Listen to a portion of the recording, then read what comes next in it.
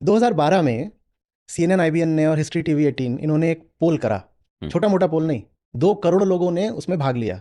उसमें उन्होंने पूछा कि आज़ादी के बाद से भारत का सबसे महान व्यक्तित्व कौन रहा है। अब 2 करोड़ लोगों ने उसमें पोलिंग करी है, तो सब दलितों ने तो नहीं कर दी होगी, जाहिर है। और 2012 तो जानते हैं किसका नाम नंबर 1 आया उसमें?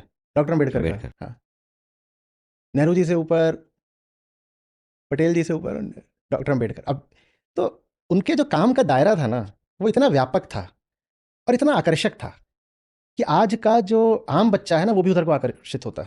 अब जैसे उन्होंने महिलाओं के लिए बात करी और महिलाओं को लेकर के उनका जो उदारवादी लिबरल नज़रिया था, जो आज की लड़की है वो क्यों नहीं चलेगी डॉक्टर अम्बेडकर की ओर, चाहे वो फिर ब्राह्मण के घर की हो, ठाकुर के घर की हो, किसी सवर्ण घर की हो, वणिक घर की हो, वो क्यों नहीं कहेगी कि ये व्यक्ति जो है ये मेरे हक में बात कर रहा है।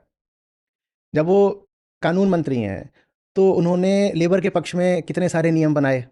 उन्होंने कहा कि भाई शिफ्ट है 8 घंटे से ज़्यादा की मत कर देना, कम से कम इतने तो इनके लिए पैसे रखना, इनके लिए इतनी सोशल सिक्योरिटी रखना।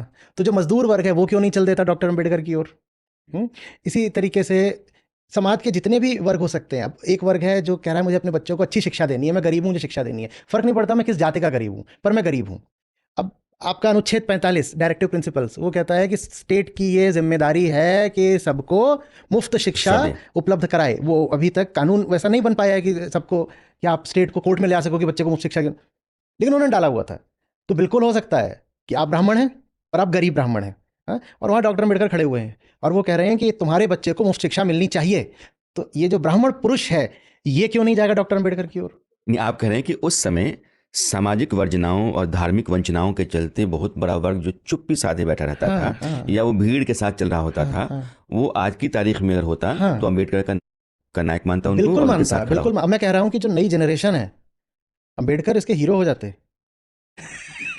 अरे पढ़ा लिखा आदमी है और आप उनके इंटरव्यूज वगैरह तक देखिए तो बढ़िया अंग्रेजी में फ्लुएंट बात करते हैं, बेखौफ दो टूक बात करते हैं।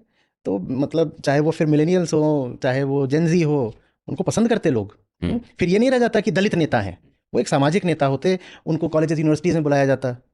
आप आके लॉ पे बात करिए, आप आके इकोनॉमिक्स पे बात करिए, आप आके करंट अफेयर्स पे बात करिए, आप आके रिलीजन पर बात करिए, आप आके स्पिरिचुअलिटी पर बात करिए, इंटरनेशनल रिलेशंस पर बात करिए। आप हर जगह वो छाए हुए होते।